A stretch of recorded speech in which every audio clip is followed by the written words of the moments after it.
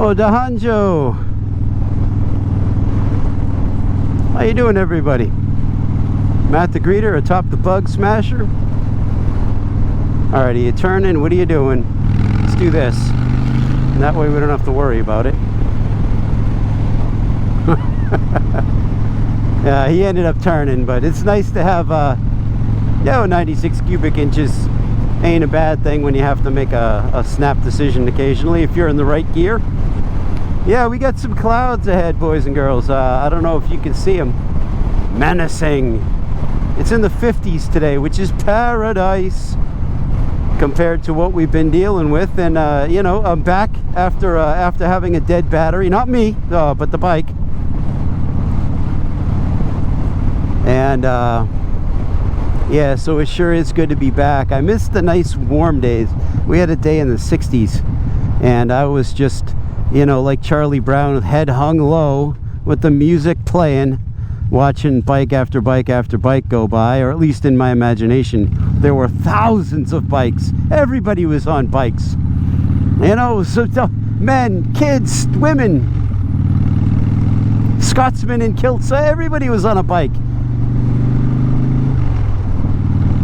Toonses now rides a motorcycle, done with cars. Got a little tiny helmet, whiskers sticking out. But not me, man. I was Charlie Brown, and but anyway, back on the bike, heading towards I don't know, apocalypse or whatever's going on up there. These are unseasonably dark clouds, but that's okay. Good to be back. Hey, I want to give you an unofficial review of a book I read recently, and I'm going to read it a second time and maybe do a standalone review, and maybe I won't, which is why I'll take the time to talk about it now, so you can purchase it now and read it, so that when I do my actual review, if I do, we'll have something we can talk about, right? So the book I would like to talk about that I just picked up is The Rambler's Companion by Richard Warsham. So Richard, I apologize if I am saying your last name wrong, Richard.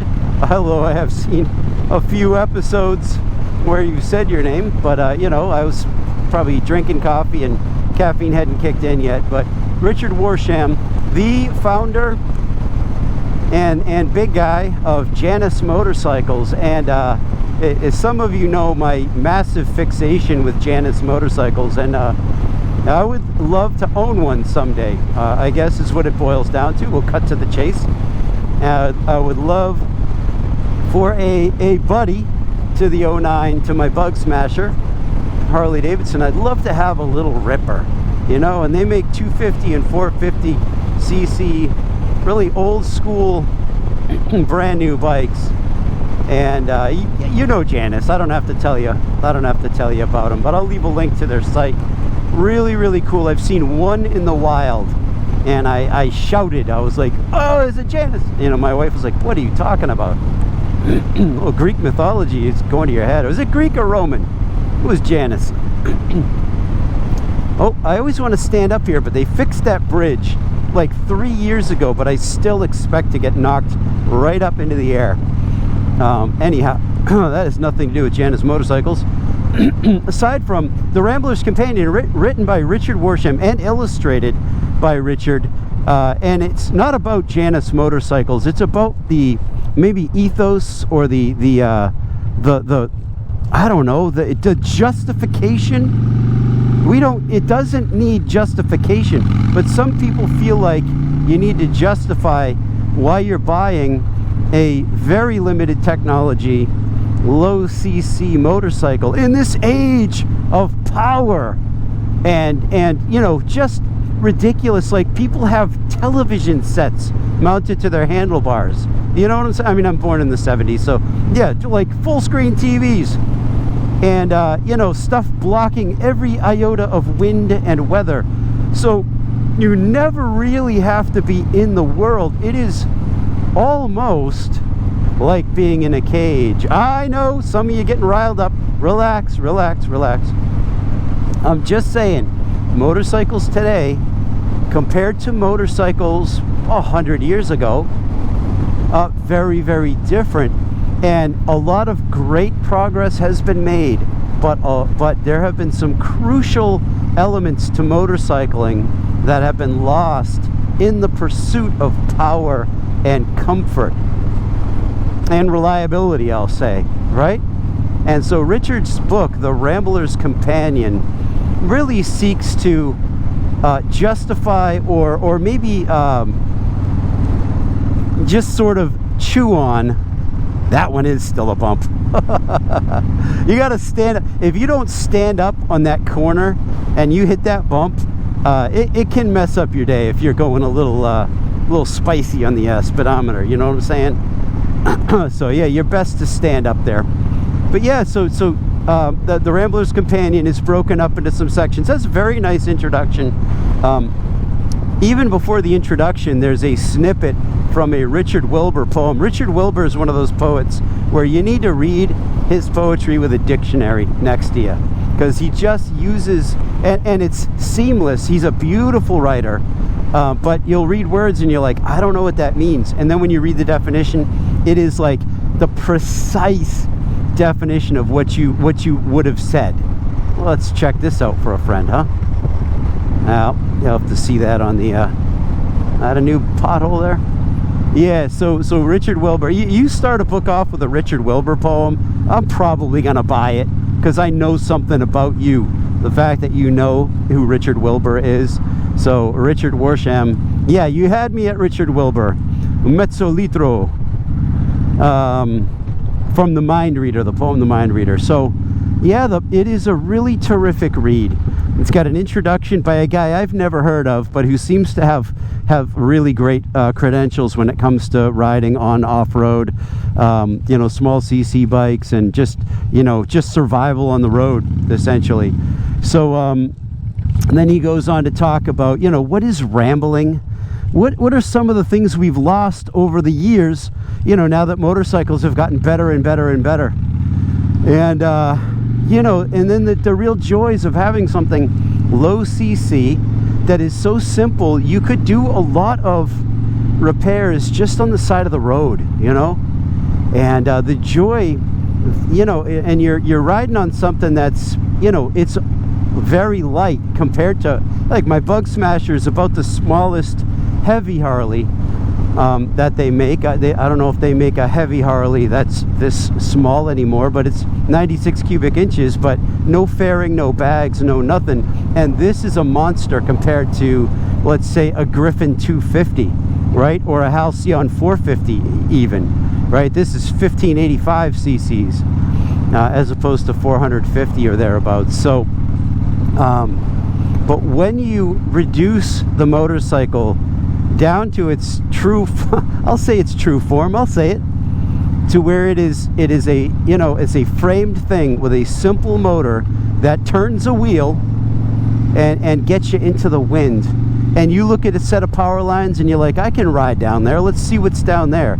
Or you break down and you can push the bike, or you get a flat tire, you can fix it on the side of the road.